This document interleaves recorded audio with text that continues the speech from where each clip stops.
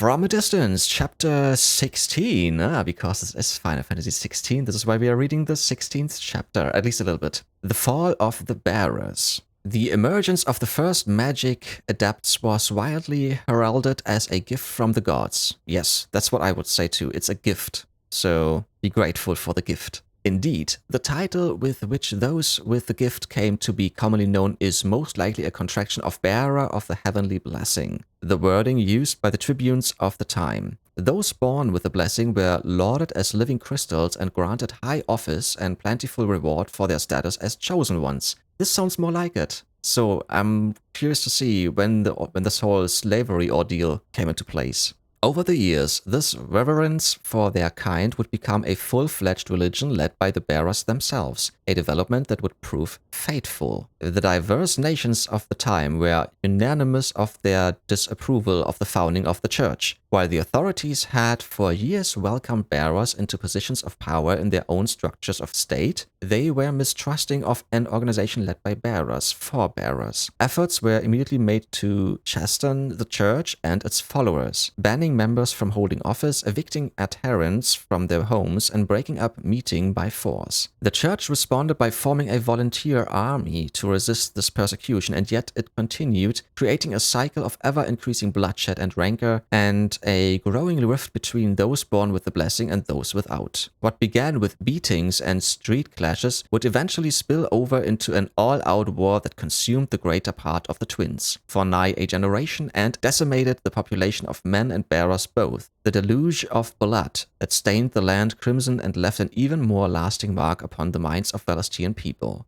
After the bearers' last resistance was crushed, the nations of Valestia came together to sign the Continental Accord that initiated the system of slavery that persists across the realm of this day. Its well-known phrase, bearers are other than human, has its roots in the bitter war of the years before, being the unblessed's only excuse for their calamitous refusal to allow the blessed to decide their own destinies.